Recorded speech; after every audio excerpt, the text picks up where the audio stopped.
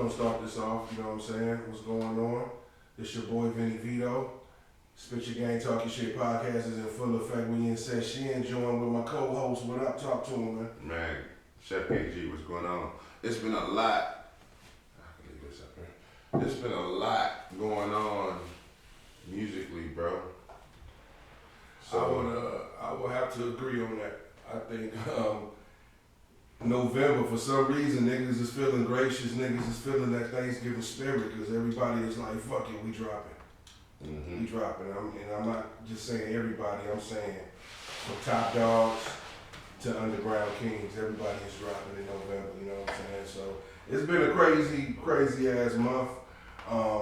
And shit, so many records. We only doing what critiquing 4 today? I got a wild card. I got some honorable mentions, but I didn't know if you had a wild card, not like a thorough. thorough. Yeah. I got like four we agreed on. My bad, I came unprepared today. I didn't roll no weed up with all that shit, but yeah. Man, we're here, man. I mean, listen, man. Take your pick, man. Find one of them joints you need something. You know what I'm saying? You ain't gotta threaten me with a good time. Let's go. Really good. Kansas City, mentioned Kansas City. Bo Jackson, shout out to Bo Jackson, him and Deion Sanders, one of the greatest athletes ever to touch this planet. So I just want to start off by that. I'm wearing that, you know. No doubt, you represent KC, man. I mean, it's not a problem. And I went there not too long ago, so. St. Louis nigga over here, this wasn't playing, but you already know we gonna represent. Hey, it's all love, KC. But love is love. Love is love, man. So,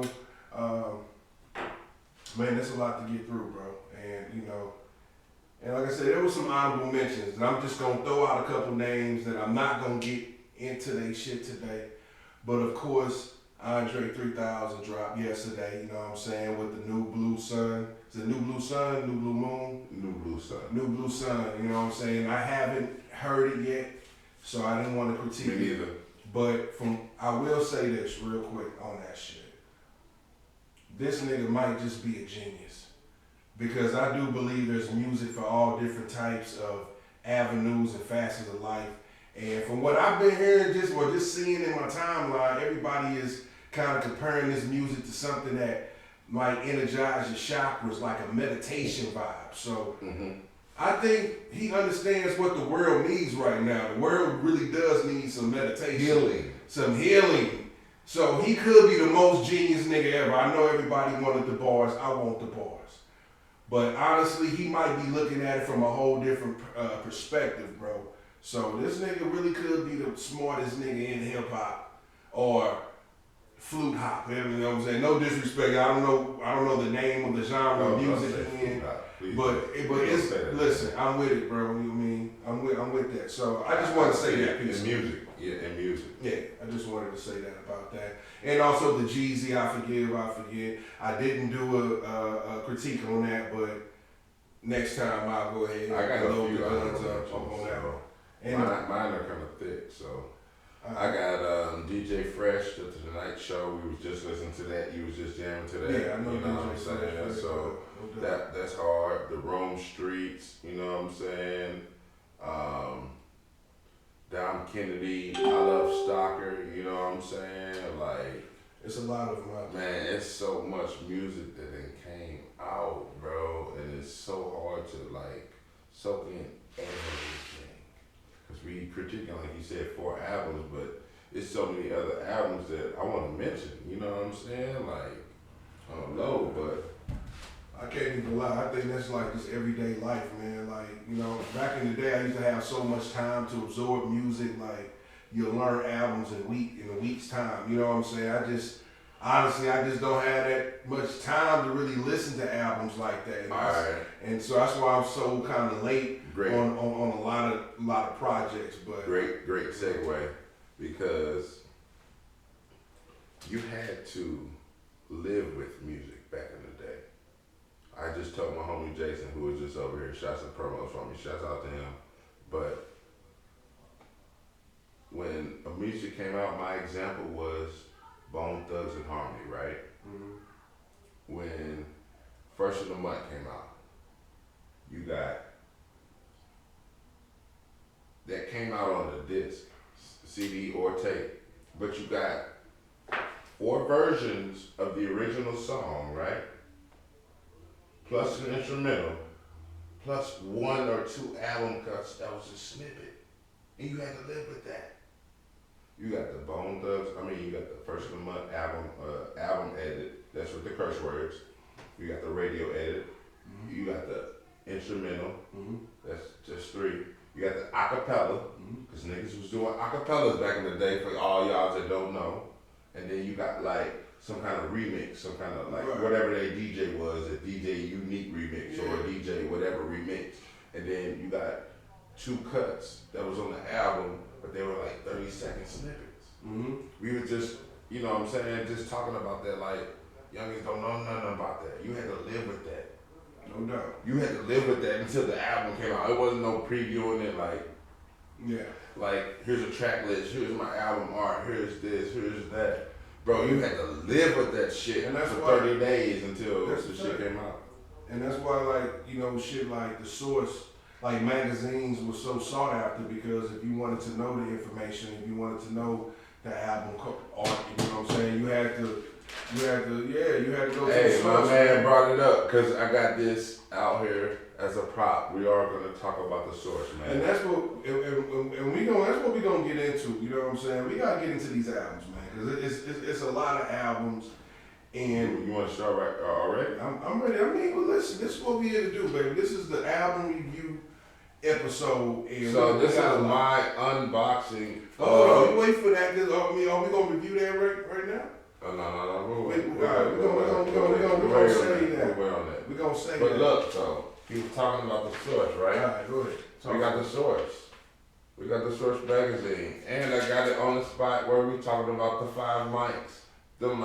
The rating system of the albums. That's what we're going to be doing today. And I'm glad that was open to that page. Yes. That's definitely going to come into... Yes. We definitely going to reference that. Because we definitely going to be rating these albums. I'm definitely ready. And we're going to unbox something y'all don't know about. I might have some feelings. I don't know. Because people are very sensitive about their artists and their music. But I just got to give y'all straight from the door. I mean, it's just no chaser on this, man. But let me just start first, man, since it's already just, you know what I'm saying, right here in front of me. I'm going to start with... Where we going? Lil Wayne, 2 Chainz, Welcome to Collegrove, 2. Yeah. Come on. And, you know, even before I even get started on that real quick, I just wanted to say that all 4 albums that we critiquing, one thing that's interesting about them is that they all in their own lane.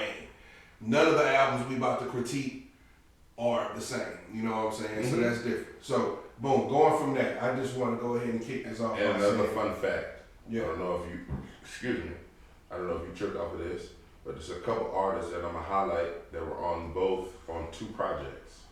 It was one artist that was on 2 projects, and there was another artist that was on 2 projects. Of the 4 Niggas that is were working. critiquing. Niggas is working. I Yeah. already know you're going to reveal those artists in a minute.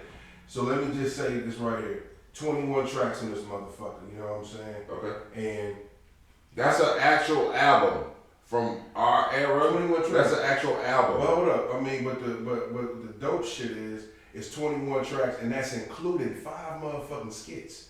Now that's something that's 50 narrating this motherfucker, bro, was genius, bro. I ain't gonna lie.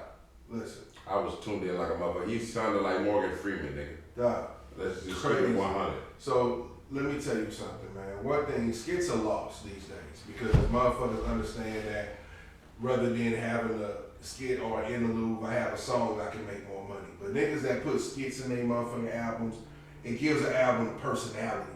It kind of shapes the direction of an album. And it's like a little brief intermission too. You know what I'm saying? So the artist skits are kind of lost. Niggas really don't put skits in their album, but they had 5 of them in there. And I'm like, okay, that's different. Mm-hmm. So going from that,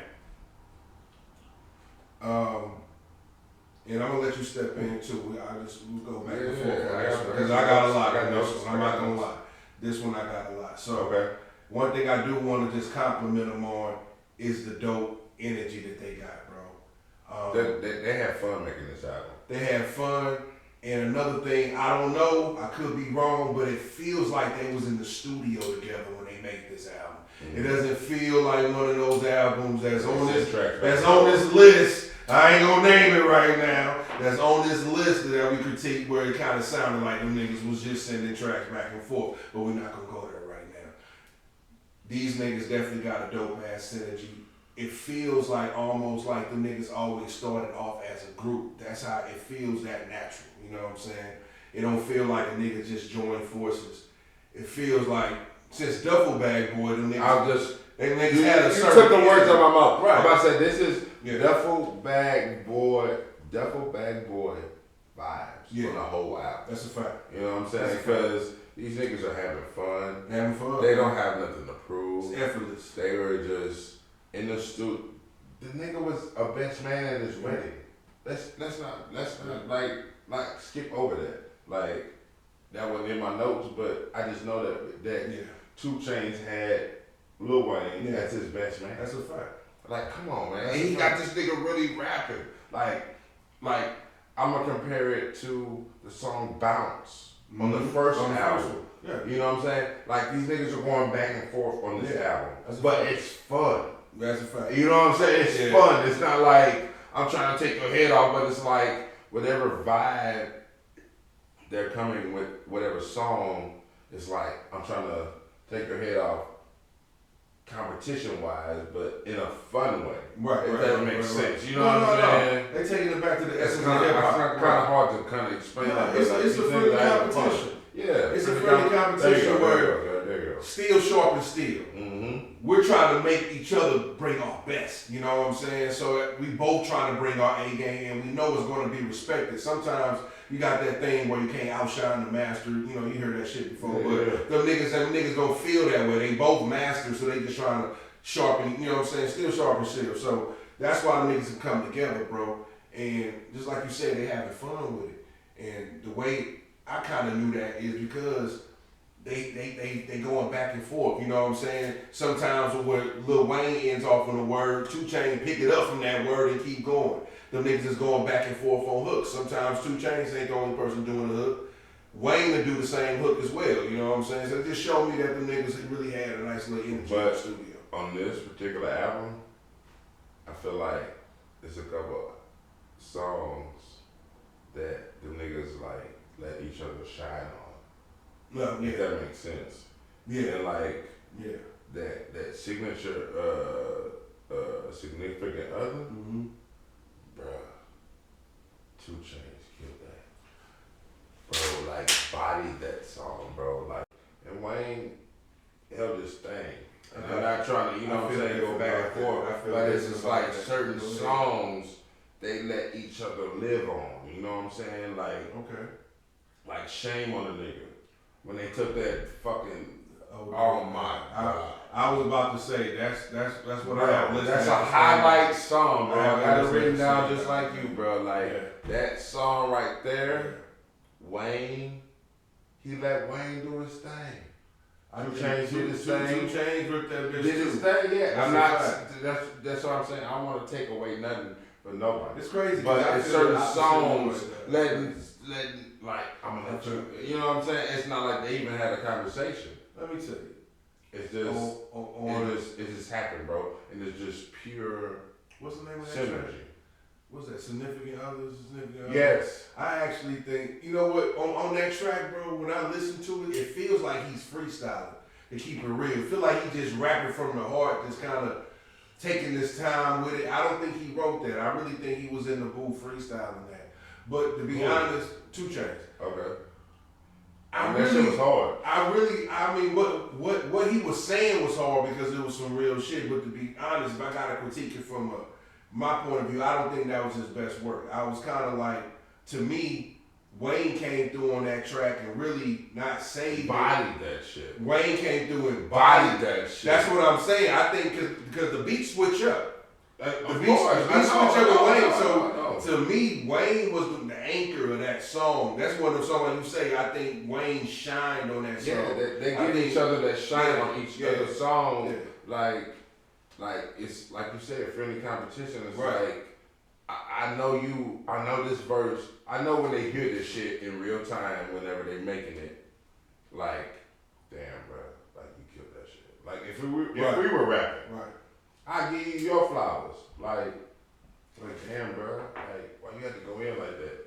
Like, I'm gonna let my verse go first because you killed that. Yeah. Because that's back in the day. Yeah, for sure. Back in the day, if your verse was the hardest, you was the anchor. Yeah, back in the day when your verse was the hardest, you was last. Yes. That's a fact. Because you know what I'm saying? Back in the day, niggas listened to the whole song. Now it can't be that way. Now it's, you know, when Drake is featured on niggas shit, usually Drake goes first now. Like, you know what I'm saying? To be honest, he kind of can be placed wherever. I mean, but he can be placed wherever. That nigga get placed. I mean, sometimes it feels like a Drake song. You might not even know it's old boy song. You know what I'm saying? Like, I ain't gonna lie, like that Young Blue song him and Drake had at first, I thought that was a Drake track. Featuring Young Blue, you know what I'm saying? I had got to get schooled on that. I got schooled on that, but you know what I'm saying? Shout out to Blue, I nigga Blue tough, but I'm just saying at first I thought it was Drake's song. You know, I thought that fucking song he did with McConan was his song. Cause he kind of get on songs and take that motherfucker over, you know what I'm saying? I thought Versace was his song. Before I knew it was the Migos joint, you know what I'm saying? So it's just Drake can get on your shit, and he'll make it seem like he'll bless that motherfucker till he'll body it to where niggas is like, damn, this gotta be his shit. This nigga just came through, but I think that just compliments Drake's ear to the streets because he's one of the first people that I know that was championing Kodak Black. He was playing Kodak Black on a private jet. Like, I forgot what song it was. Like, excuse me, y'all. But he was one of the first ones that I know, celebrity-wise, that was championing Kodak Black before he was getting that recognition. Not like he needed a cosign, but it's just like one of those viral videos, like LeBron playing like Griselda. He ain't gotta play Griselda. But the fact that he's tapped in and listening to it and know what's going on, that just adds to that repertoire, you know what I'm saying? So that's what that was. That's definitely dope. You know what I'm saying? So back to the Collegrove too, like, I like that Pretty Pussy song. Pretty Pussy Award, like. Yeah, PPA. You know what I'm saying? That's definitely I definitely like that. I definitely like that. It's crazy. I think I need more time personally to live with the actual CD because I don't think I got a solid review as you. So. Well, I mean, listen, but I think I still definitely got to keep listening to it. You know what I'm saying? What I will say before I give it the rating, you know what I'm saying? I will say I don't think it's a classic. I think it has a potential to be classic. Let me go ahead and just listen to more. Let me really absorb it. You know what I'm saying? So this is like kind of like an initial review. You know what I'm saying? But one thing I will say about these gentlemen that separate them from the pack is that these niggas got songs that normally I wouldn't even listen to. And what I'm talking about is songs like Pressure and the song Crazy Thick. You know what I'm saying? But the way them niggas get on the track and how they eat the track and make it turn into a bop. You know what I'm saying? I can see the club gonna go crazy because them niggas got lyrics that you champion. You know what I'm saying? That everybody in the club is gonna be saying, bro. So everybody can't do that. Everybody can't turn a beat that you might not see the vision on, but they eat that motherfucker. So that goes back to the key word, chemistry. Oh yeah, facts. They have chemistry, bro. Facts. That's why it goes back to synergy as far as being in the booth. And I'm not a rapper, but I just can't even imagine like meeting as far as 2 Chainz's perspective, meeting your idol, being in the booth and fucking rapping with them. Like, come on now, like that's gotta make you step up off rip, you know what I'm saying? And then Lil Wayne is kind of like, you taking the appreciation because nobody's giving him his flowers in real life as far as wanting to rap with him and being on the track. Like, that's a fact. Wayne gonna eat me, Wayne gonna do this, you know what I'm saying? So it's kind of like, you know what I'm saying, the yin and the yang. Yeah. That's why that makes that album so special because they've done it before. And they're doing it again. And they're kind of like, the styles being just a kiss of each other. You know what I mean? And you know what? And going back to that, they did it again, meaning they did it before, right? Exactly. That fucking motherfucking right. That first Ooh, one. that motherfucking right. The first weapon on Collegrove, you know what I'm saying? I would say that I don't think it got the respect that it needed. A lot of people kind of wasn't fucking with it. And I'm like, dog, this is a dope ass album. I mean, I think it was. Was that a lot of dope?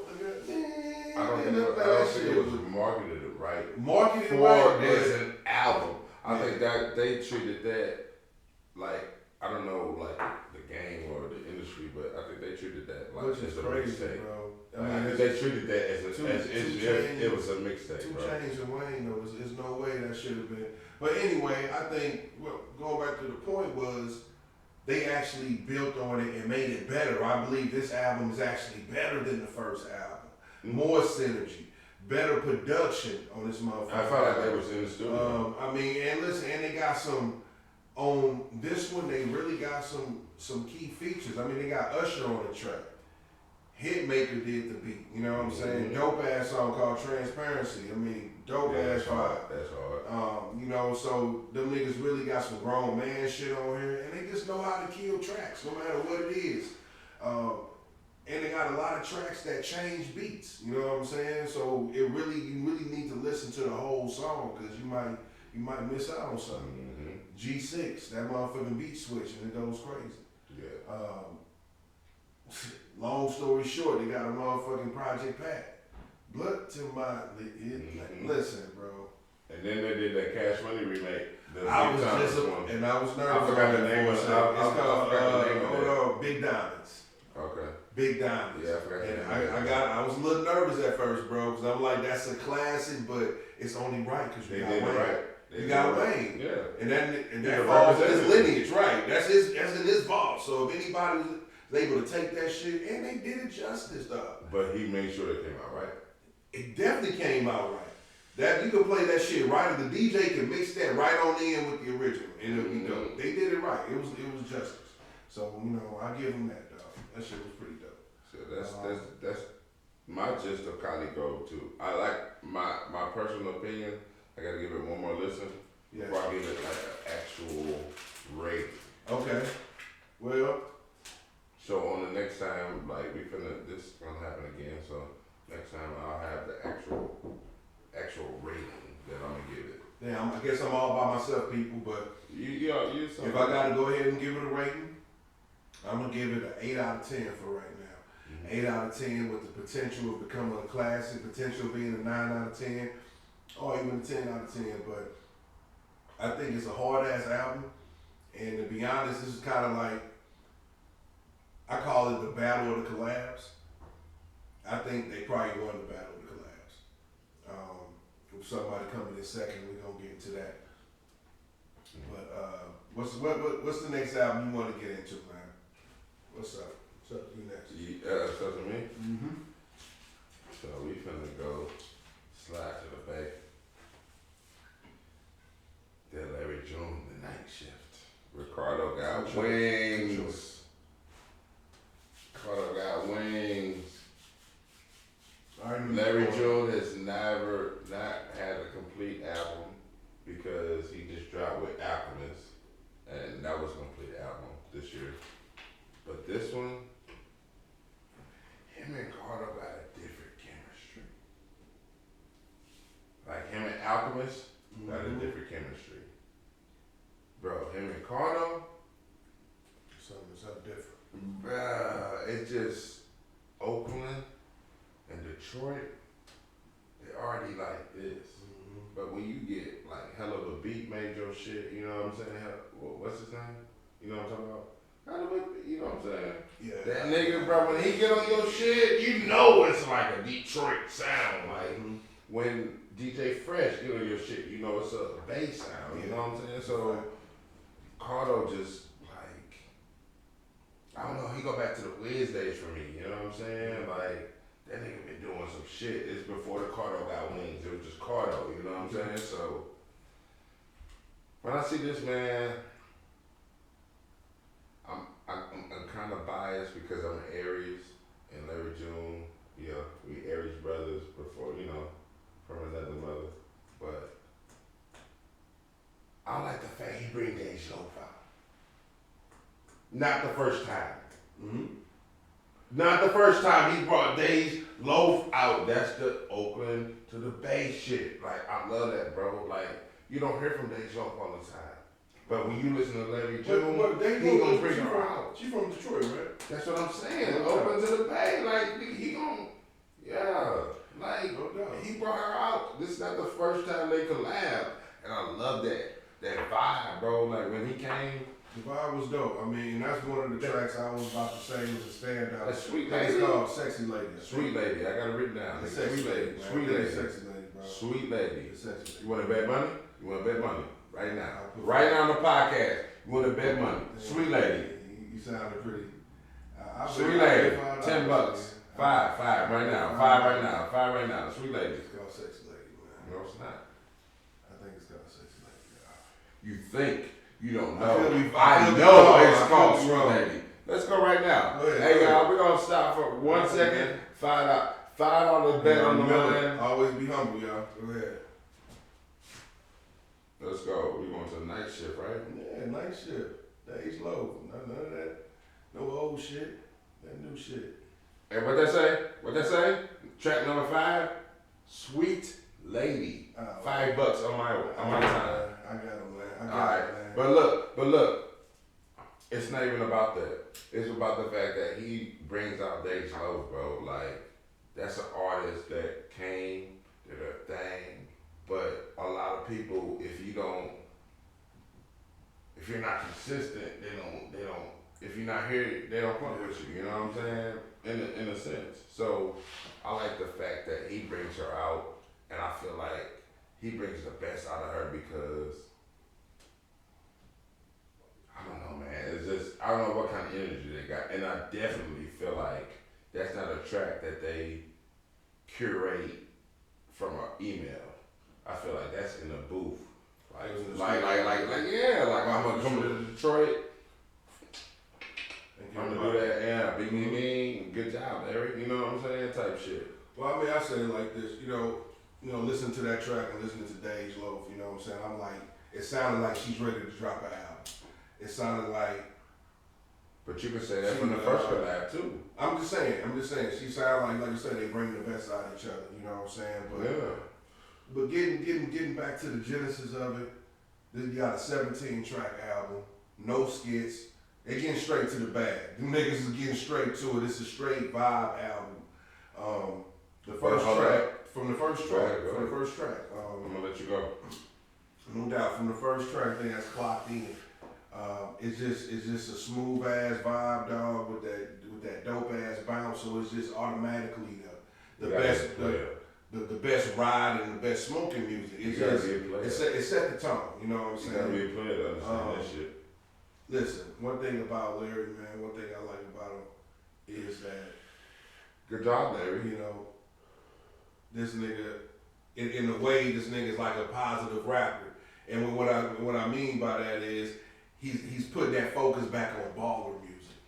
You know what I'm saying? Like Tila. That Bay music was that baller music. Like Tila, but even going back to the Bay, Mac Mall. Mm-hmm. You know what I'm saying? Too Short, bringing that where I'm doing me and I ain't hating on you. You know what I'm saying? Them niggas wasn't putting niggas down. I'm just about to outshine your motherfucking ass. I ain't no way. Don't let me. Get your game up. You know what I'm saying? So that's what I mean by positivity. That nigga is just, I'm going to do me. And I ain't got time for that. That's why I fuck with Larry, because he keeping that shit in the mix.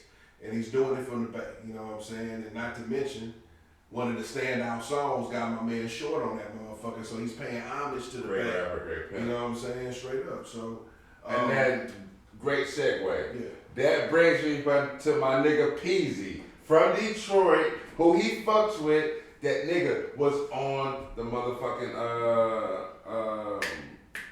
he was on that joint, and he's on the let me check my notes. So I don't get it wrong. He's on the Westside Gunn. Westside Gunn. Yep, he's on that one too. Yeah. That's a fact. So that's one rapper That's on 2 projects on that 2 we projects. talking about. That's so working. Yeah. man, I fucks with Peasy. I've been fucking with Peasy with him and Payroll Giovanni. Shouts out to Detroit, man. What up though? Like straight up, shouts out to them. They doing their thing. But let me get my 2 cents in. Like that Ocean Cuisine with 2 Chainz.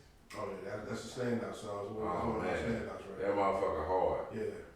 But classic hip hop sound. But you gotta be a dope rapper. Let me just say this and go on the fucking record and say this. You gotta be a dope ass rapper and doing dope ass shit to have Alchemist spit a verse. That Great Escape, nigga. Yeah. Oh my God. That's a standout. Oh my God. I'm like, Alchemist. I was like straight out here spitting, bro. Like Alchemist been trying to spit for the last. No, not trying to, nigga. He been spitting. Well, I mean, bro, he spit. What I mean by 04, like on this track, was it my chemistry set was the First Infantry. I'm gonna go on the record saying First Infantry. Nigga, please, bro. Like he been spitting, but he wasn't dropping albums back then. No, he wasn't. He was a producer. You know what I'm saying? Yeah. But that's what I mean. Like over the last 2 years, he been dropping. What I'm really trying to say, you gotta be a special nigga for the nigga to drop a 16 for you, or even to be in your space. No doubt. You know what I'm saying? Well, like he's been around a lot of people. He hasn't rapped for them niggas. I mean, yeah, he's rapping a few, but yeah, like you say, it's not a lot. It's not where you can be like you can name 10 niggas off the top and you can rap for. Exactly. Yeah, for sure. But at the same time, them niggas just did a motherfucking project together, and I can definitely see them niggas in the studio like, yo, alright, baby, I'm gonna need you to drop 16 on my project. Yeah, 1 for 1. They probably did that track all. They could have did that track all in the same time frame. The greatest thing. Of course. You know what I'm saying? Because that was around the time the Larry June album. Because he did something on the Porsches in Spanish. But he did something on that. But you know, this is the second time he got on the rap though. Like a lot of niggas can't pull that card, bro. That's all I'm saying. Yeah. Like a lot of niggas can't pull the card saying I got Alchemist rapping on my project. Right. Probably like on multiple occasions, like Prodigy or something. Fact, you know what I'm saying? That's all I'm saying. Like, no, you gotta really be doing something for this nigga to act. That's a credit to Larry June. That's definitely a credit to Larry June and the respect they got for each other. But I'm gonna go back to this nigga as far as visuals, because in a time where music videos don't mean shit, this nigga is making a mean shit, right? Like you said, that you like the song with Too Short and Peasy. I saw the video. That shit's banging. Like the Smoothies in 91 video, banging. Bro. Like he bringing the video, like wanting to watch the videos back. You know what I'm saying? Like that's the dope part about it. You know what I'm saying? And that's what it's all about, creating the visuals too. So I gotta check out the visuals. Yes. I just wanted to say one thing about the guests. You know, sometimes you can have too many guests, but on this particular album, it doesn't feel like filler. Everybody that was a featured guest, it felt like they were supposed to be on that song. It wasn't like a forced, like, God, you be perfect. Like the song was Too Short. Are you perfect for this track? You know what I'm saying? So, yeah, I think everything, the song with 2 Chainz, you perfect for this track. So everything just really came together. Like I say, some of the standouts, we already named the standouts. The only thing we didn't name as a standout on there was the Bone sample, For the Love of Money. I think that motherfucking track is crazy. Song too. Paying homage to Bone at the same time. A couple of the songs. The Glass House Knocking is hard. Glass House Knocking. Oh my God. Pretty much every track is a bop on this motherfucker. I'm gonna go ahead and put this on the record too. Yeah. That Big Fish gave me Houston vibes. Yeah. I don't know if you heard that track. Well, listen to that track like that. That definitely gave me that Houston vibe. Like, damn, I'm going through Houston, but I'm getting it through vicariously through a Bay nigga. You know what I'm saying? So, yeah, he definitely touched different aspects.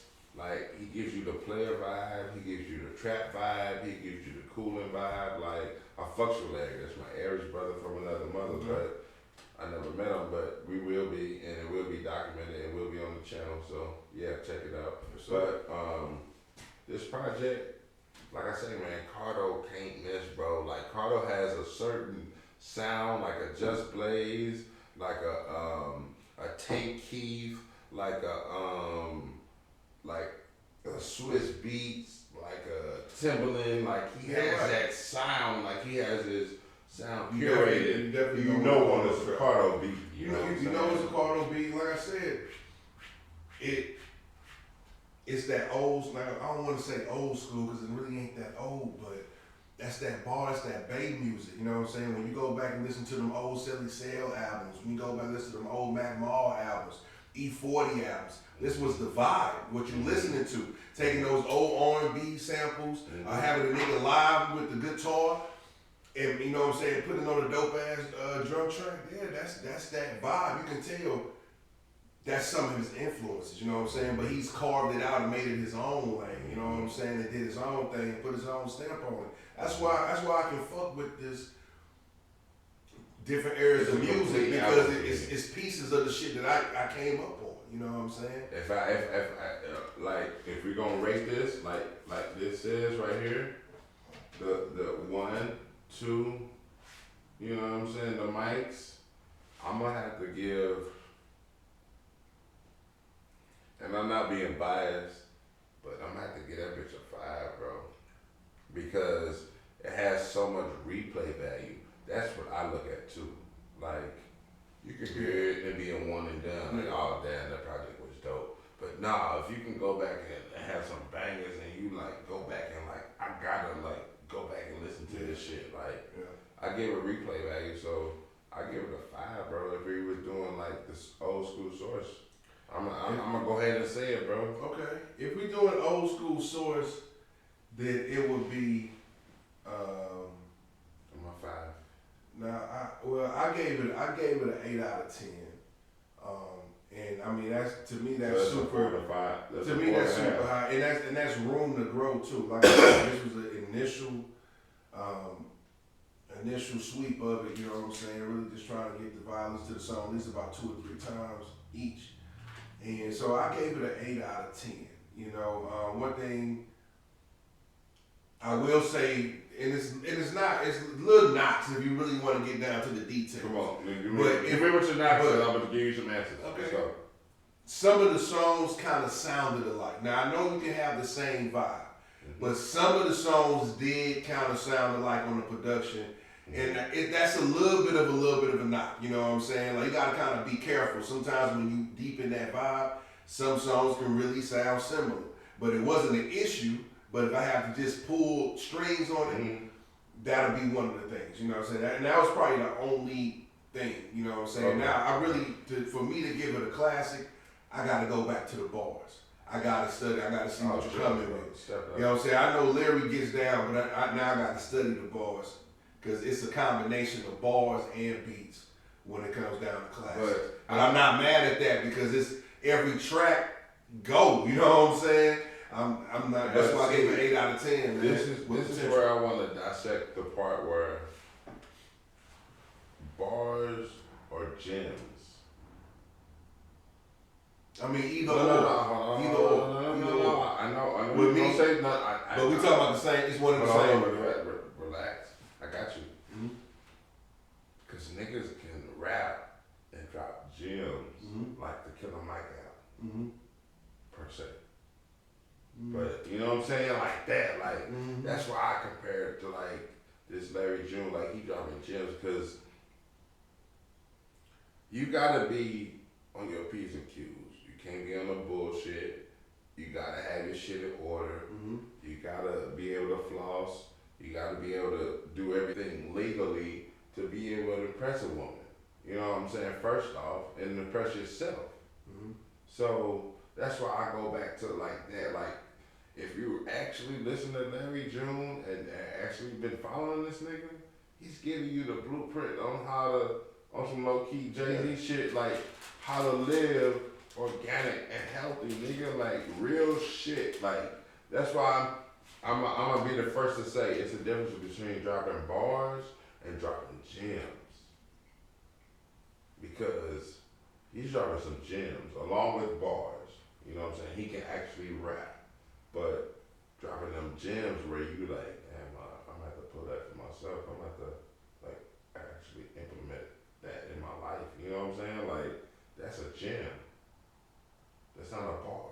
You know what I'm saying? That's a difference. That's a difference, bro. Okay, so when it actually hits your soul, you're like, no, I get you. Damn, I might have to like actually do that in real life, nigga, and change my life, change the course of my life. You know what I'm saying? Like that's where I'm equate a bar and a gym. I got you on that, and definitely. I would never confuse Larry June for being the most barred out dude because, like you say, it's a vibe.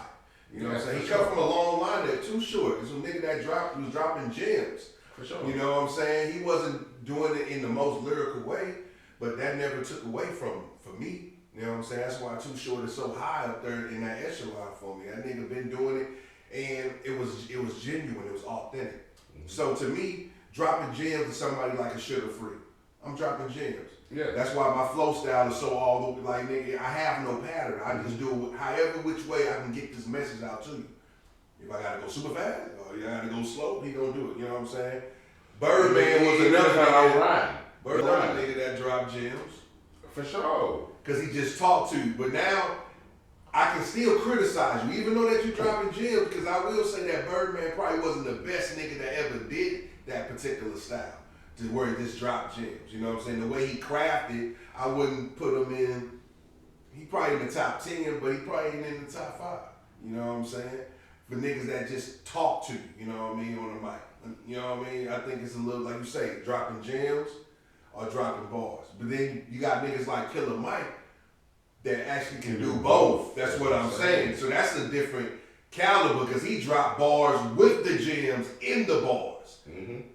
Crafted nigga however you want it, nigga, you know what I'm saying? And that's why Killer Mike has album of the year, in my opinion. We ain't gonna go there, but we can, closer to the end of the year, we can put our nominations, but so far, that, like I say, dog, that nigga, that album is hard. I feel like if that Motherless, man, oh my gosh.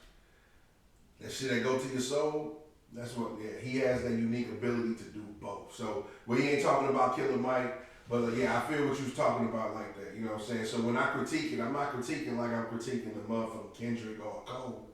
I just need to hear what gems you're coming with, you know what I'm saying? And how you motherfucking put them out there. Because that's the thing. You got the gems, but you can still rearrange them to be, I mean, that's what he do, you know what I'm saying? This ain't nothing new. This is what Larry June do. This is what he been doing, you know what I'm saying? So it's nothing like that, but 8 out of 10, bro, that is very high. That's pretty much like a 4.5. You know what I'm saying? With potential to become a classic, man. So I'm gonna give him 8 out of 10. My man gave you only going by the source, gave you a 5, man. So congrats on that, bro. Mm-hmm. Dope ass project. Please, everybody go check out. Got wings. My man, motherfucking Larry June Cardo album Night Shift, 17 tracks of pure fire. It's a straight vibe. You just want something to ride to. Sip a little wine too. This is what you unwind to. Get your man. That was a bar. That was a bar. I don't even know. That just came out of nowhere. Grown man on too. So we gonna move on, man. And give me 1 second. I'm gonna take a piss. Oh man, we got a 5-second break. You know what I'm saying? We can do that. Man, I ain't gonna take me long to take a piss. You trying to take breaks and shit, man. Hey, that's got piss. Gotta pay the water bill. Go ahead, man. Gotta pay the water bill. I'll talk to the people. Hey, go ahead. Keep it entertained for a couple seconds. I was smelling dinner cooking. That's what drinking that stag do to you. Well, no, but actually, we got a lot of good shit coming our way, St. Louis. I mean, I ain't gonna lie, that motherfucking Drake, J. Cole concert kind of came out of nowhere for me. I didn't think them niggas gonna be coming to St. Louis. They rarely come to St. Louis, so I know that's kind of been like the buzz of the city. You know what I'm saying? Who going to that motherfucker? Is it sold out? Is it this and that? I'm gonna try my damnedest to be in the motherfucking building. To me, you got two motherfucking giants in their own right. I've never seen any of them perform, so it's kind of like a must see thing. I guess like the same way people go Beyonce crazy. That's just how I feel about Cole and fucking Drake, man. Them niggas got hits. I don't give a fuck how you feel about them, singing niggas, whatever. Them niggas got hits. J. Cole is probably the top lyricist of this era, and that's arguably with him and Kendrick. You know what I'm saying? Arguably. But It's about to go down, so if y'all ain't got your tickets, get your tickets. I want to see you in your building. I want to see you looking nice. You ain't got to wear the silver dresses, you know what I'm saying? I know they was wearing a lot of silver for Beyonce and all that. You know, it was looking nice. You talking about Drake? Drake and J. Cole, that's what I'm talking about. It's about to go down. It's about to be something electric. Because normally niggas don't make another day. I mean, I guess the ticket sales must have been so crazy that the niggas is like, yo, we need another day. And we can sell out another day. Mm-hmm. So St. Louis is really showing that, yeah, man, them PPP loan money is still out there. Niggas still got a little bit of it. We ain't spent it all, nigga. We got a little bit of that PPP money, nigga, and we making good use. So, yeah, Drake, J. Cole, man. But let's get right back to it, man. We've been holding off. Go ahead and do your unveiling. And the unveiling is going to show y'all the next album we about to get into. You ready for that? I think it's time.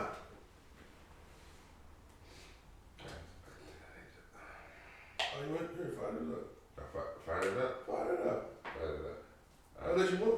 No. Man, you gonna enjoy this one. Okay. Oh man.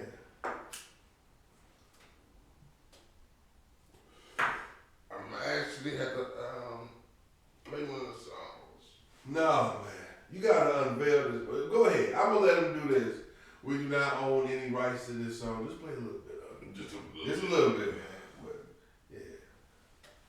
Motherfuckers been finicky about my shit. Yeah, I know what you're doing, Facebook.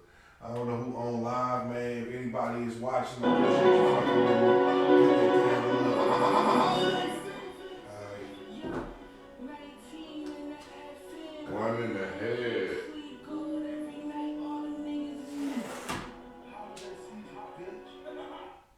Holiday season, bitch. So, look. Backstory. I fucks with Griselda. I fucks with Westside Gunn. I fucks with Benny the Butcher. I fucks with Conway the Machine. I fucks with 38 Express. I fucks with a plethora of others that are under their umbrella.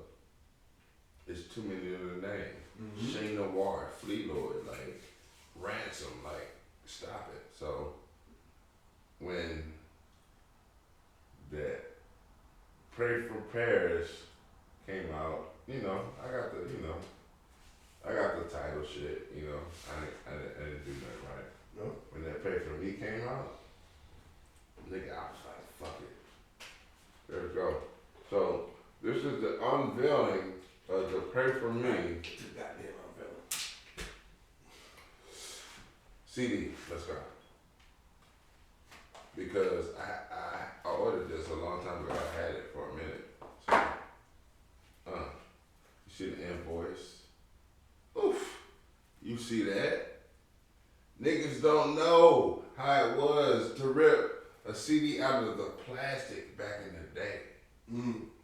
They don't know. Like, I'm not even gonna open this. But look at that. Look at that. Basically, we keeping this as. This is artwork, baby. I'm just look at that, B. Right. Remember back in the day when you got like the No Limit albums? You know what I'm saying? Like, come on, man. Stop playing with me. Yeah. Stop playing with me, dog. Like, that's gonna be worth some bread. If I ain't even trying to. He's trying to make it more like artwork because it doesn't have any words on it. Exactly. It doesn't even have the side type. But you know, check it out, B. Like, if you don't know what we're talking about, we're about to get into the Westside Gunn album. Yes. And then They Pray for Me. Oh my God, let's go. I know he's a Westside Gunn fan. Oh my God, so yes, listen, sir. I'm just you gonna get your shit out. I'll preserve my shit. No. I'm gonna dig into this first because I don't really have that much to say because I know this man knows the background, but I do want to get into this. Let me get this right here. I have to throw my notes on this one. Now this one, I have my notes on. So I'm gonna throw my notes on this one. This album has 21 tracks. I believe 2 interludes, so we can say maybe 19 musical tracks, maybe 2 interludes on it. The first track is an interlude, which is not that common these days. You know what I'm saying? Most niggas get straight into it. I do like that. So anyway, one thing about Westside Gunn, I wasn't too familiar with them. When it came out of Griselda, I kind of paid more attention to Conway and Benny the Butcher, but I respect the old boy Hustle so much, and I was seeing how he was moving on the promo video. I was like, okay, man, this nigga is really curating his album. This nigga is really taking his time and crafting his album. This ain't no bullshit. Put some shit together just to get a paycheck. He's trying to really make something monumental. You know what I'm saying? So that's why I was like, I really want to pay attention to this album. I'm really going to sit down with it. So let's get into it. Mama's Prime Time. Yeah. Now, J.I.D. on that motherfucker. That's the second track, Conway on that motherfucker. And that's one thing, real quick. Backstory, real quick, I just want to say that I know always be a lot of rumors that them niggas break up. Is Conway cool with Benny? Is Benny cool with West? Man, all them niggas is good, dog. Man. All them niggas is on this album. You know what I'm saying? There's nothing like that. So I just love the fact, even though they all busy, they all entities now. They all bosses now. They all got their own label. Fucking Conway got drum work. Motherfucking Westside got is it Fly Guy? I'm not sure. I don't want to put words in my mouth, but I know Benny got his own motherfucking record label too, with his own artist. So them niggas BSF. So them niggas is all entities now. So I just like when them niggas are still able to get together and put stuff down on the track. So hold up before you finish. Go ahead. Fun fact: I'll be watching they Instagram's tough, right? Yeah. Allegedly, I don't want to get this wrong, but the nigga Conway came home fresh off that injury and created that song that day, sitting in the chair. What song you talking about, brother? Yeah, that song, nigga. It's on his stories, bro. Like, you gotta watch these niggas. Like, we talking about what injury? What nigga do? I don't know. I think it was his leg or something. Oh yeah. Okay, I got it. When he came back home and shit. Right. Literally, when he came home, yeah. As he, if it's documented correctly, if I'm saying it correctly, the nigga came home and created that song. Okay. So I like that even much better because it's like, the shit don't stop. The shit don't stop, bro. Like, bro, congratulations that he's healthy and that he's doing good and he's recovering. Cause I don't want to be like taking somebody for granted, but the fact that he came home straight from the hospital and created that fucking, come on, bro, with J.I.D. from Atlanta. That was on my radar. Like, that's one of the standout songs to me. Well, really? His mama's prime time, definitely, because I mean, we're gonna get into it. Come on. Talk about it. Talk about it. We're gonna get into it. I mean, this CD, like that. This CD is a beautiful masterpiece, bro. It's a masterpiece. We're gonna talk about it. It's a masterpiece. That song, Mama's Prime Time, kind of set the tone for what Griselda does. Mm-hmm. Like that gritty 90s East Coast, you know what I'm saying? Bringing that Super flavor gritty, back. yeah. And that's what that Mama's Prime Time reminded me of. That 90s gritty era. So it set the tone that way. Mm-hmm. But this album right here surprised me because that whole album is not like that. He has a lot of different flavors. He has trap on his motherfucker. Boom bap. He has mixtape. He has boom bap. He has UK trap on it. Yes. You know what I'm saying? So he yes. You can't be mad at that shit. No, I'm not mad. I'm not mad at that. Not you. But I'm just saying, as a consumer, you can't be mad because the nigga gave you an artistic, masterful masterpiece, bro. But it's all about this though. I'm not mad. You can be versatile, you can be creative, but can you pull it off? That's always something that can be critiqued. You know what I'm saying? I'm not gonna get into my rating, but what I do want to say is, oh, you ain't got a rating for that. Okay. I got a rating for it, but I'm gonna save the rating for the end. Let me get through all this shit here. It's really not that much, but I'm just saying he's like, you can tell that he's well traveled. He's been all over the world, and that's why his album represents that.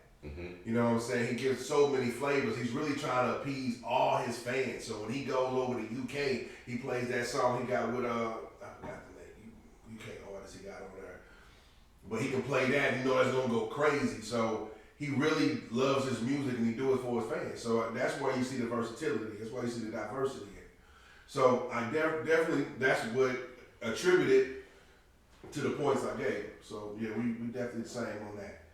Standout songs for me. This for me. I'm gonna give one. The Suicide and Selfridges. That beat. Boom bap masterpiece. That motherfucker is nasty, bro. You know what I'm saying? Fly Guy 2 Times. Another dope one. Yeah, that's on my list. Kitchen Lights. That gave me that I'm telling you. Stove God. Stove God Cook. I I got something about that too, but that Kitchen Lights, that shit gave me that feel of that fucking that damn Ghostface Killer song, All I Need. You know what I'm saying? Because it was no drum beat, just a classic melody with heartfelt lyrics. You know what I'm saying? So it gave me that. He bodied Kitchen Lights. I love it. Boom. Because Done Yours, Done Yours, the song with Rick Ross. I thought that was just a dope ass. That's that gritty trap beat that he's fucking with. None of your songs match mine, so keep going. You know what I'm saying? Keep going. That fucking Chloe with Ty Dolla. That's a whole vibe. Let's keep going. You know what I'm saying? I mean, I ain't even put all of them on there. I just put some standouts to me. I didn't put all of the dope songs, but I love that your standouts don't match my standouts. That's except Fly Guy two times.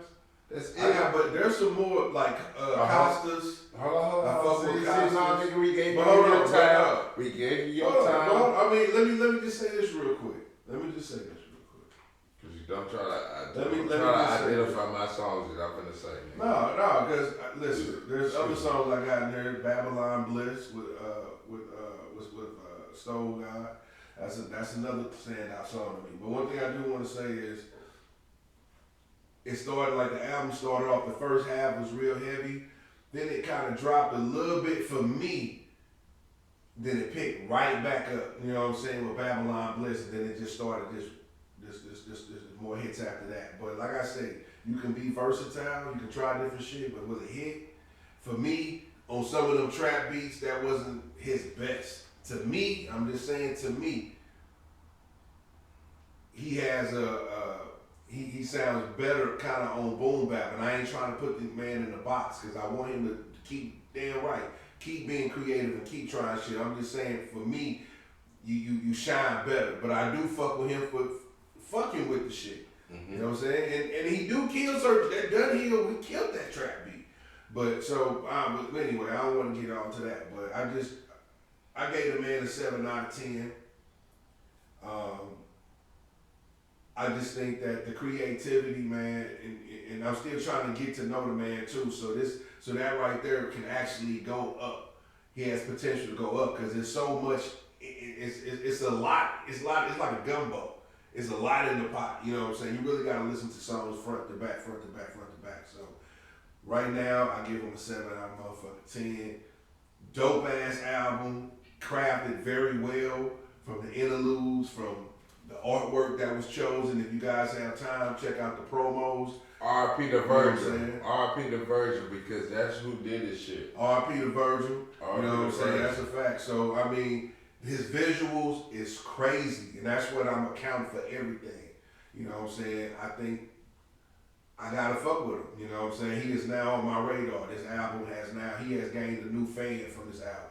So, go ahead, man. You sure? Yeah, facts. Go ahead. Album. 10 out of 10. The 5 mics. Give it 5 mics. Because artistically,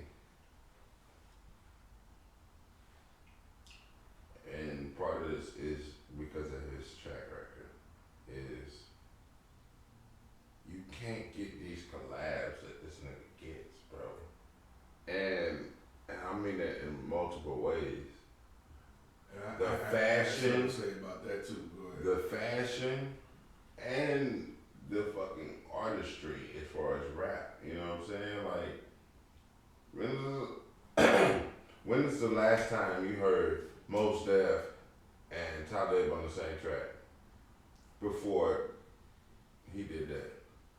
They just did a motherfucking album together, nigga. But I'm just saying, like, I'm saying somebody getting them on a track, not like necessarily you hearing them like that. Because I know that track, that album came out on a platform, but that's what I'm saying. Yeah, it's probably been a minute, but yeah, I mean.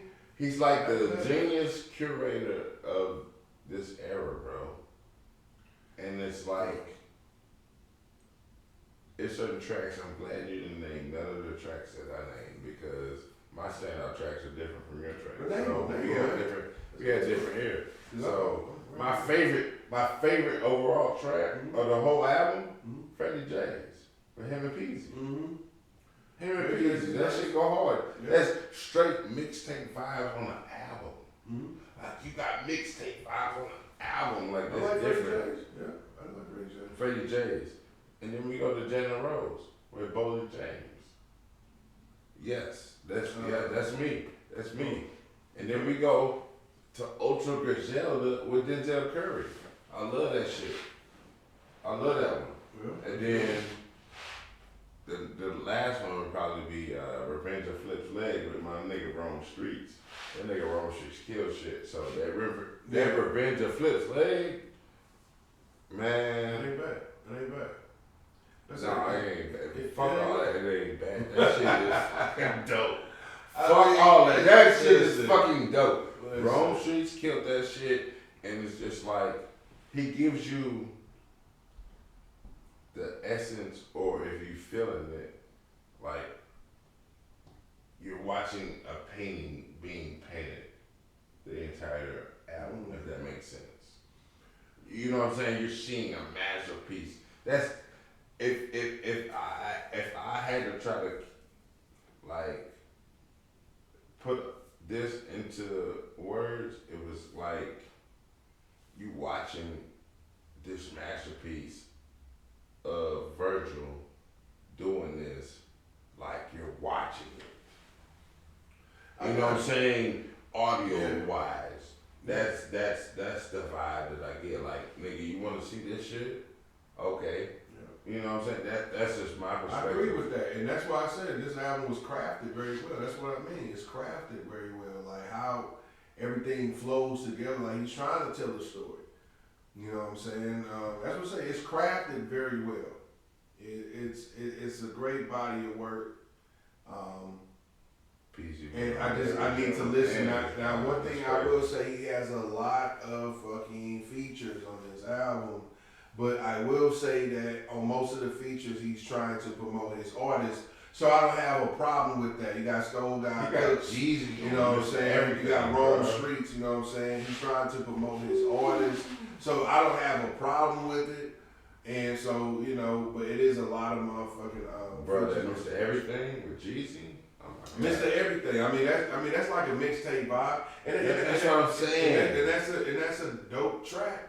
Exactly. But I mean, you know, I just to me. I'm glad George didn't match mine. No, I mean, because that wasn't a standout track. It's a conversation piece. It wasn't. That's why I really list the standouts. To me, that wasn't really a standout track. Like you say, it wasn't a mixtape vibe. It's some shit that you would hear before. It's a dope ass track. Don't get me wrong, but it's not really standing out. That's what, like, you know. Yours standouts don't match mine. That's why I'm glad. And I'm glad. So, but that this dope that PC was on this project and the Larry June project. You know what I'm saying? I been working, man. So shout out to PC. Shout out to Detroit. 7 out of 10 for me. My man got another classic. He's calling it a classic. Oh yeah. I'm gonna keep listening to it because, but see, the thing is, he had Ty Dolla Sign, Denzel Curry, like JID, like bro. I mean, like nobody's doing this, bro. Ty Dolla's on a lot of people's shit. Yeah, he's on a lot of people's shit, but listen, it's like what he curated. Right, and that's like I say, he crafted it well. But listen, the boom bap. But to me, listen, that only accounts for so much. I can't give you a classic of what you did in the past. I can't give you a classic of what you did with the fashion. You gotta catch up. Hold on, listen. You gotta catch. Listen. It sounds like you gotta catch up. No, I mean, catch up to what? I'm saying because when it still come down to music, it's still about your lyrics to a beat. That's what we're judging when it comes down to the essence of hip hop and rap. You gotta go back and listen to some old like Westside Gunn. I can't. I mean, but that's it. I have to judge him on this project. Like if Jay-Z drop an album, I can't judge him for what he did on Reasonable Doubt. But like, you know what? It's cool, but I'm gonna give him 2 more points because he did Reasonable Doubt. I can't do that. You know what I'm saying? I gotta judge it for what it is. This is your project. This is what you put your stamp on. And that's why I gave it an open ear. That's why I had my ear was so open because I really didn't know too much. And I was soaking in all of it. I'm saying 7 out of 10 with the potential to be an 8 maybe. You know what I'm saying? But I got to go back and listen to the lyrics. Mm-hmm. Only thing, I ain't trying to hate, but if I have to nitpick on some of the trap beats, he kind of got lost. You know what I'm saying? I kind of lost like what he was trying to do. On that one track, 1989, when he kind of slowed down his voice, I understand I like it because it's creative.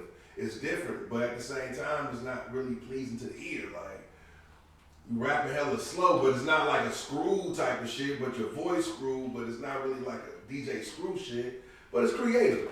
And I ain't mad at that. Go up in that motherfucker, try all type of shit. That's why I still gave him points of being creative, but it's not a track I'm really gonna bump. Because your average artist is not willing to do that, though. Yeah, but you still gotta pull it off, though. That's what I'm saying. You can try something daring and new, or daring in a sense, but it's not new, but you gotta pull it off. I think it's cool, but I think when Old Boy started rapping, the song got better. To do this on that track, we gotta do that. But we're gonna keep it moving. Any last words about your man, Westside Gunn? Fly guy. Dope ass album, bro. Fly guy. You get a salute from me, bro. So your next project, I'm gonna be giving a listen to. Other than that, everybody just brought that shit on that one. And to me, it was just curated artistically as the dopest shit out. And he's like the marketing genius because he had a YouTube run that he created himself and didn't have to go to a media platform, which I thought was dope. Like, he didn't go to Breakfast Club. He didn't go to Drink Champs. He didn't go to $1 Million Worth of Game. He didn't go to Hot 97. He didn't go to Big Boy on the West Coast. Yeah. He created his own shit. Yeah. Like, I'm not mad. Like that's like, in a sense, if I didn't learn anything else, I learned that. Like, the nigga created his own buzz for his album. That's a fact. Like, he's a marketing genius, bro. Like, if you take nothing away from anything in any reviews, the nigga's a marketing genius, bro. Like, and that's you why can't fucking take that shit away from nobody.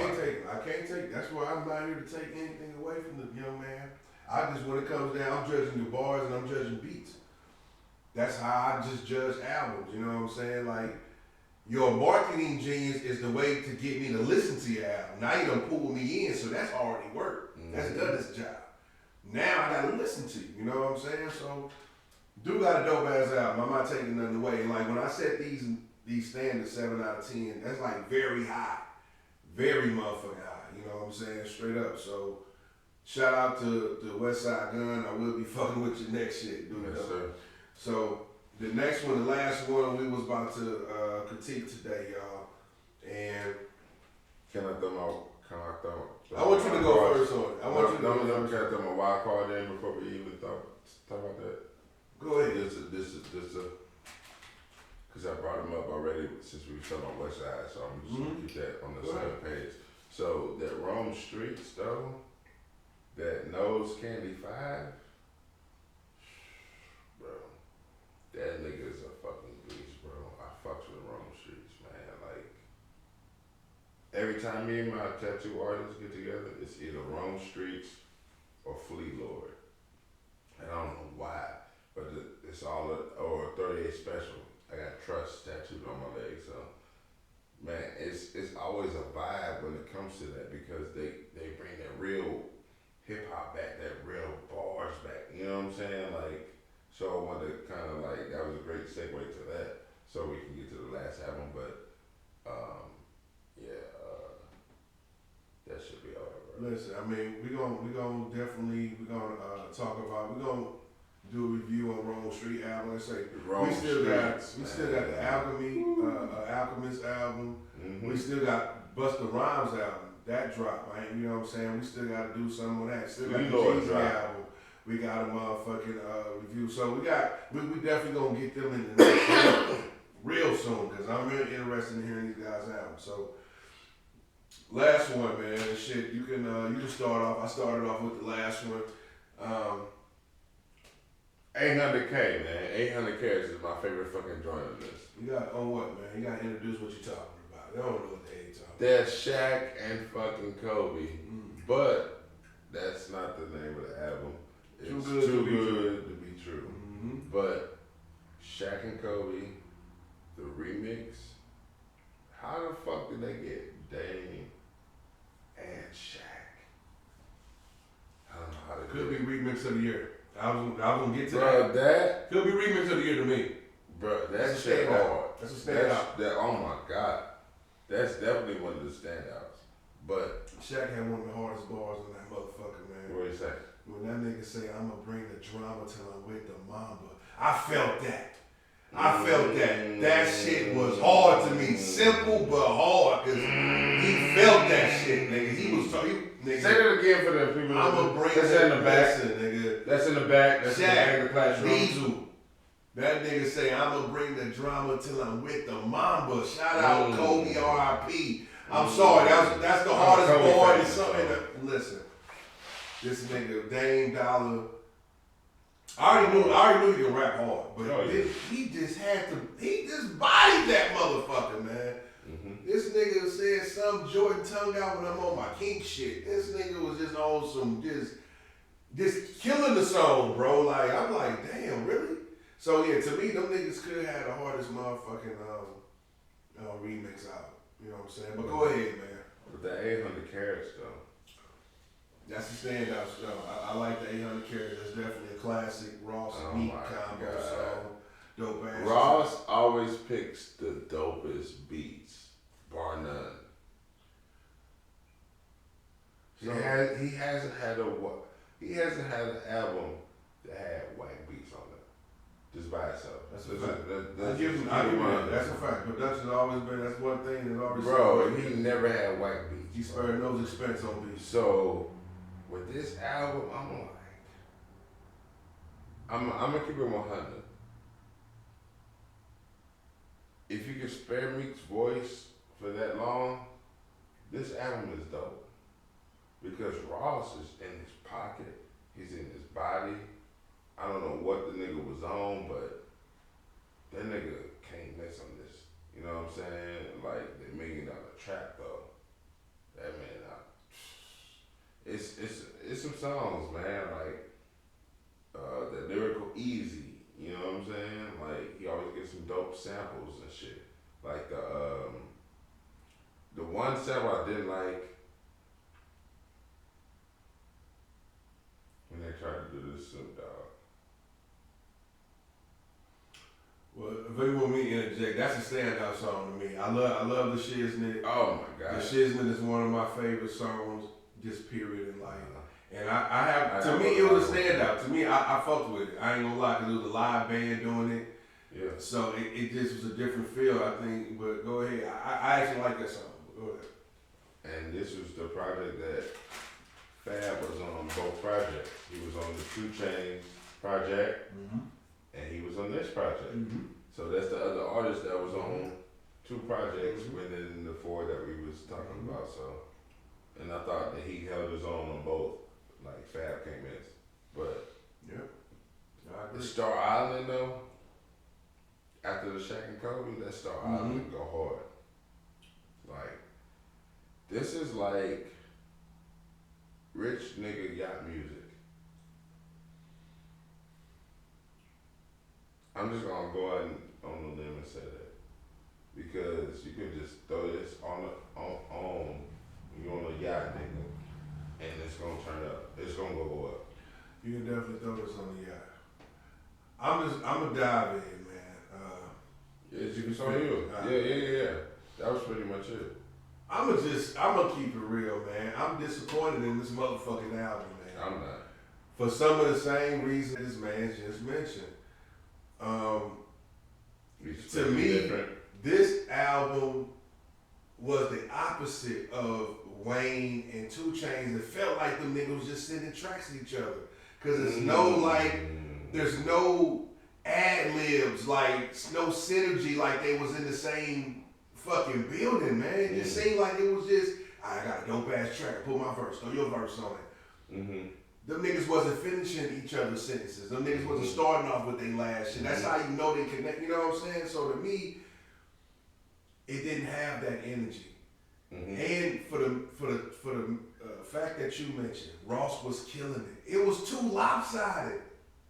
Ross won on damn near every track. Meek might have won, I think, on maybe 800K, maybe in Pillow Talk. I thought being out of trap too.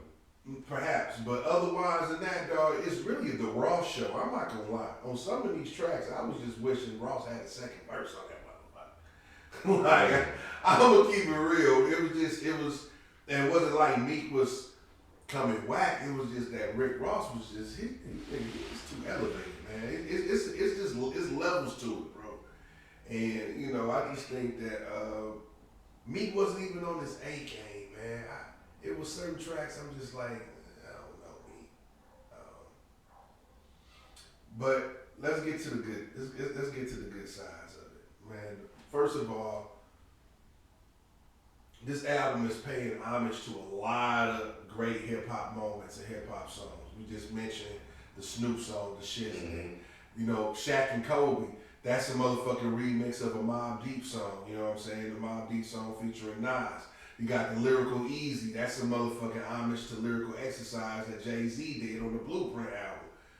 The niggas didn't touch that one. I ain't gonna lie. Jay's version is, but anyway, that's Jay. Then you got Iconic, that has the Biggie shit, you know what I'm saying, from the Biggie duet song. What else? Then you got, what's the other one?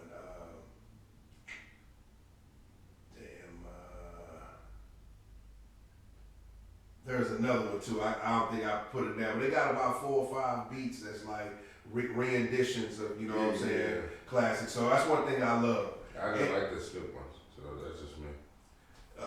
You ain't like the Snoop ones. Now, I like that they did have some grown man vibe. I like the fact that Wale, I love seeing them guys back together. You know what I'm saying? I hate that Wale had to leave the label for whatever reasons, but I miss that synergy of them niggas being on the same tracks together. And it felt like them niggas never left. You know what I'm saying? It was business as usual. Wale came and killed it. The beat was just crazy. That track called Fine Lines. If y'all check that out. Lyrical Easy though, I definitely had that on my list though. That's crazy. Yeah, Lyrical Easy definitely is a standout. That's what, you know, before the album dropped, they had 2 songs out. They came out with Shaq and Kobe first, and then Lyrical Easy was next. You know what I'm saying? So I was ready for the album because I'm like, oh, these niggas promoting this for their first song. Oh, these niggas is trying to come out with a hard street album. Fuck radio spins. Like, I'm about to just come over, come out with some shit and take over the streets. You know what I'm saying?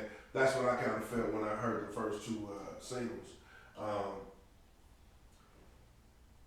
And he definitely got some dope grown man vibes on it. But to me, they got some of the beat selection, I could tell they're trying to appeal to the younger crowd. And it just didn't mesh well with the vibe of the album. It didn't mesh well with a Lyrical Easy, with a Shaq and Kobe, when them niggas just taking a hardcore beat and putting crazy ass lyrics, just barring it up, you know what I'm saying? So I don't know, it didn't really mesh well, man. And the album felt kind of rushed to me, man. It felt rushed. It felt like this album took 3 or 4 months, with some tracks and niggas might have recorded a couple of years back. I don't know. You know what I'm saying? But I gave this album, man, a 6 out of 10, man. And I hate to say that because this was the most anticipated album. When I heard them niggas was coming out with this album, bro, I had my ears pent up. And it kind of disappointed me, man, just for the simple fact that this was really should just been a Ross album, man. I'm sorry, me. I mean, how you feel about that, bro? I know it's a lot, man, but I gotta keep it a buck with y'all, man. You know, I was hoping for like a Jada type Styles, man. I would love to hear a back and forth to them niggas. You know what I'm saying? Like, when you talk about a duet album, bro, you really gotta bring the best. You know, and it's not even about lyrical ability, because when you think about Watch the Throne, Kanye was a good counterpart to Jay. Even though Jay's a lyrical beast, he still held his own. It wasn't like it was just a lopsided victory every damn track, bro. But it's like that. But that's how you gotta approach it, dog. When you got a beast like Rick Ross, you can't come with them shits that you'll put on a track with a local nigga. You gotta, I mean, but he did it on the Champion album. That's why I was thinking I was gonna hear Meek on the Champion album. He was killing shit. But you know, I don't know, man. But go ahead, bro. What you think, man? I mean, it's production wise. You got beats. You already know that's gonna be taken care of. Them niggas is not gonna have whack ass tracks. But some of those tracks they could have dealt without. It was kind of younger. I mean, it just kind of felt like we trying to appeal to the younger crowd. I understand the business of it. I understand, but still, I gotta critique you for it. And some of them tracks could have been left off. Meek, you gotta step your flow up, man. I think he did shine to me on this track called Pillow Talk. He was killing the beat. I mean, just every direction. I think that's how you need to approach every song, man. I think you gotta evolve that Meek, that classic Meek flow, bro. You gotta evolve it. And I think on Pillow Talk, he leveled up on that motherfucker. That's how he need to approach these tracks. If you want to put the trap beats on, that's how you need to eat them tracks. So that's how I feel, man. It's just 6 out of 10, man. Got a potential to probably climb up to a 7 or 8, but I just think Rick Ross he murdered this album, man. He just was just murdering these tracks, bro. I think it was just too lopsided for it to be a successful duet. Even the Jay-Z, R. Kelly, I know we don't like talking about Kells, but even them niggas had a certain synergy on that motherfucking album, dog. The best of Jay-Z, it was the best of motherfucking R. Kelly. R. Kelly held his own, Jay-Z held his own. Nobody was carrying one another. You know what I'm saying? And that's how you gotta approach it, man. So if you doing a duet album with a nigga, you gotta bring your A game, bro. You can't, especially when that nigga you know he's a lyrical beast. You gotta hold your own on your shit. Pay somebody to write your shit, something nigga. You can't just get lost. For sure. Then on certain tracks, I ain't gonna lie, he kinda sounded like Drake on a couple of them tracks. I'm like, damn, he kinda sounded just like how Drake was anyway. If you gotta give, are you gonna rate it? We got a rating right now. Or I'm gonna just. You got a rating on what you going with? What finish ranting? I had to get that off. I just want people to understand, and I'm not hating. I'm just critiquing because them niggas set a certain standard, man. I can't critique them niggas like an amateur. You gotta critique them niggas like they playing the NBA. You know, they both done drop. You know what I'm saying? Great bodies of work. So I can't just critique them on the lower level. You can't just throw that little, I just woke up in the morning, I'm gonna go throw a quick 16 on the track and I'm supposed to be happy about it. Nah, nigga, so, yeah. I'm done ranting, y'all. Go ahead, you can take this away, man. You finished or you done? I'm done, man. I'm done. Yeah. So I actually like the album. Mm-hmm. Like I said, some like rich nigga yacht music in a sense, and but I do kind of feel you on me couldn't step it up, but the whole I think that would go back to the synergy that you would feel in the studio. I kind of feel that. I kind of feel like they wasn't in the studio together on some of these tracks. Maybe a lot of them, but some of them. There's definitely some of them, you know, because sometimes when they them talking about the same shit. Rick talking about this, he talking about that, the Hook talking about this. Yeah. I'm like, yeah, them niggas just putting 16s on some shit. But, yeah. But yeah, other than that, I like the album though. I think it's a good album. I think it's worth checking out, bro. I think fucks with it, but yeah, it's I would give it like a 7. Okay. And I ain't mad at that. I ain't mad at that. I'm judging them harshly. And I ain't gonna lie, I hate to put it on. It's not really on Meek's shoulders. Like I say, some of it is production. Some of the songs, like them niggas could have did without. But Meek, man, he was just getting carried. It was to the point where I'm just waiting for Ross to come in on some of them tracks. It's just like, I don't know, man. And then like, one thing about it is, one thing I will say to their credit, or it might not be to their credit, they styles are so different. So it's like damn near like the tempo changes when Ross get on it because he just slows it down and start crafting. You know what I'm saying? Meek is da da da da da da da da da da. You know what I'm saying? You know, Boss come in. He just, you know, he slows down time and just he just, you know, bends time to how he wants it. You know what I'm saying? So it's a different type of thing. So, but it creates a different type of dynamic though. You know what I'm saying? So I don't think it really hurts them. I think it's something unique that they got.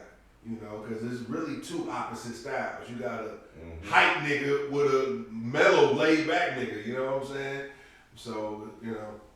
But anyway, I don't know, man. I just think that they gotta step it up. I would be interested in another one. If they ever dropped another one, I'm gonna fuck with it because I think they gave enough. But Meek, you gotta come with them bars, baby. You can't let the boss fuck you up like that. You know what I'm saying? But shit, that's 4 of them right there. That's 4 of them things, man. That's 4 of them things, man. You ain't got no wild card. Yeah, no wild card. No Candy 5 around streets. No, I don't really have a wild card. Like I say, the Jeezy. I've heard the Jeezy. I love the Jeezy. I like the Jeezy too. It goes back to that old get that old Jeezy feel. But you know, he's kind of still showing his growth as a lyricist. You know what I'm saying? So I fuck with the Jeezy.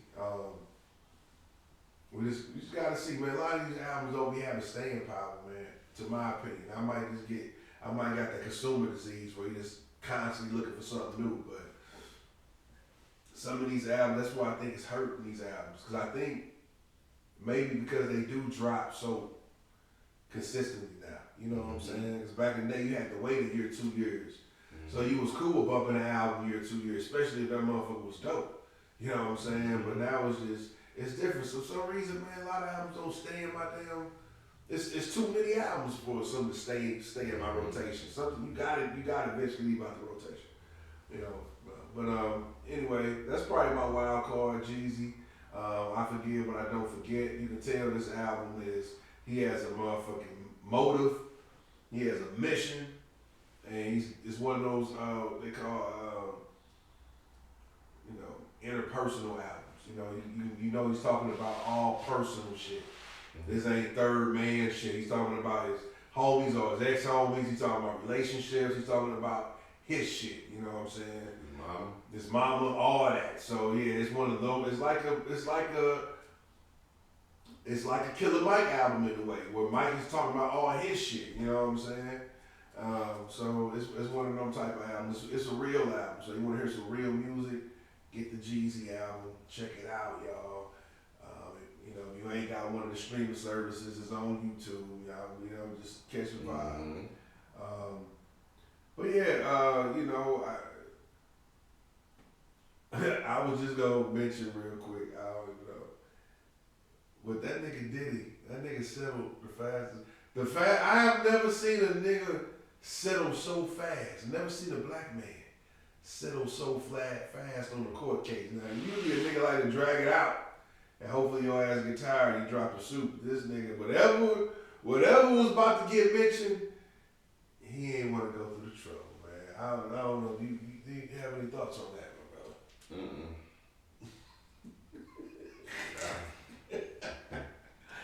I don't know. I just thought it was worth mentioning because it was just all type of shit.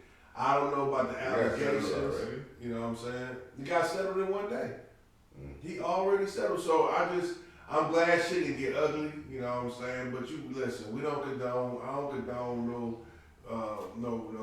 misbehavior when it comes to women now, you know what I'm saying? But these are very terrible allegations, and I didn't even check into it. I heard his paperwork where she detailed all I just heard some of the, but I don't want to get into it. But at the same time, I hope this shit ain't true, man, because that shit ain't cool, man. You know what I'm saying? Source, the fire mic system. This is what we grew up on. Let me just go ahead and not be remiss. This was very important, and fire mic system. Yeah, you see that? Now I will say this. Who was that on the front? Ross. That's wrong. See what I'm saying? You got niggas on the cover, so I will say this real quick. Five mics. Benzino, Five mics. Check the source. Benzino kind of fucked with the integrity of these mics when he admitted that he was, intentionally giving, motherfuckers from the Eminem side, less mics. When you start doing, even in a war, you still gotta maintain your integrity. So when you start doing shit and not giving people they do because you got a problem with it and not judging it strictly by the music, it takes away from the credibility of these mics, man. So I hate hearing that shit when he was on the Mav Alpha show. I hated hearing that shit. I'm like, damn. Because it's just like, almost like a nigga paying you to give you mics or paying you not to give a nigga mics. It's just once you start fucking with the credibility, now it's like, damn, this nigga get 4 mics because he gave you some money. It just, I don't know, but as a consumer, you know it was dope music. Yeah, as a consumer, but we knew it was dope music. But like, let's talk about this real quick. Jay-Z is on here. They gave him 4 mics. I think that's a little bit low. I think that should be a 4.5. But you gotta tell them what album though. This is American Gangster. This is American Gangster. They gave him 4 mics. I think American Gangster arguably is some people's favorite Jay-Z album. I think if you're not going to give it a classic, 4 mics is cool. You got to give him 4.5, man, because that album right there was just cold. That was It's not a classic. You're talking about gems. It's not a classic. It's not a classic. I mean, it deserves that 4 mics exactly what it. It's not a classic to me, but it deserves 4.5 because it's right. What's the half? What's that? What's the half for? It's superior. What's they call it superior because it's a superior album. There's really not too many flaws on it. It's not too many flaws. That's why if somebody comes to me and be like, "No, that's a classic album," I have nothing to say about it because I feel you. I feel you. Like, that's a 4.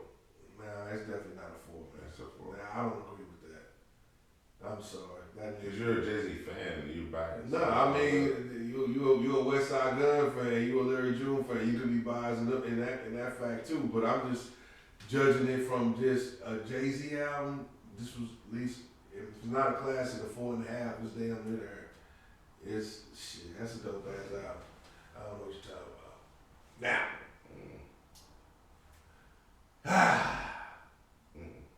Guys, I don't know, man. I think we done motherfucking ran out of albums to talk about on today's session of Spit Your Game Talk Your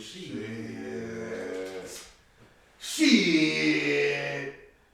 I would do a freestyle, but maybe next time, guys. You know what I'm saying? I feel like I do a freestyle for y'all. Y'all. Some of y'all know how I am. Gucci Mane got 3.5 or Back of the Trap House. Let's just discuss some of these. Gucci Mane got 3.5. He could have been because Gucci didn't have the best albums to me. Birdman, 5 Man Stunner got 3 mics. See, that's only 1 mic less than Jay-Z. Lil Wayne Fiasco, The Cool got 4 mics. Jay-Z album's better than The Cool. I love Lil Wayne Fiasco, but Jay-Z album's better than The Cool. Beanie Siegel, The Solution got 3.5 mics. Solution was dope. I fuck with Solution. Pitbull, The Boat Lift got 3.5 mics. I don't even listen to that. So I'm not even in front of stunt and act like I listen to that.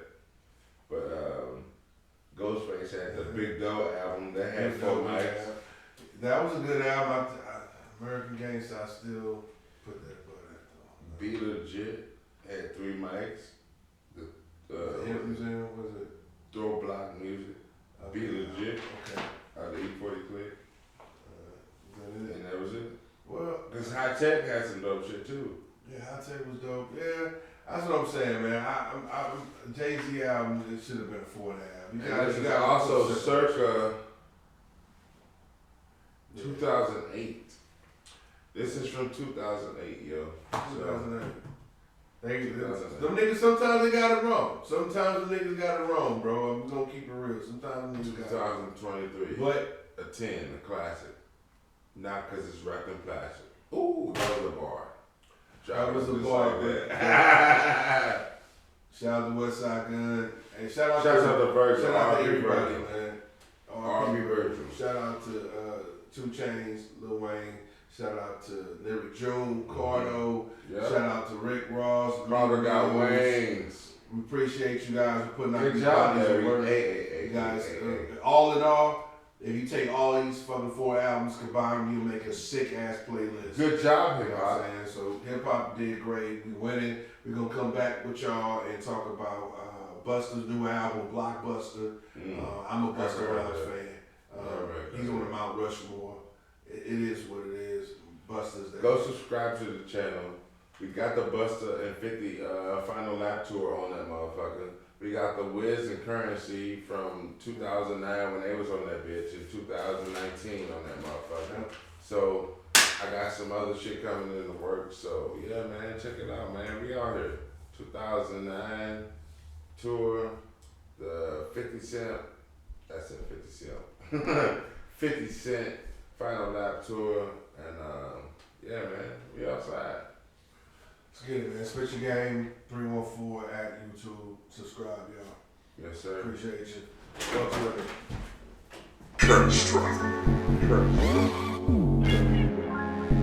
Turn it up.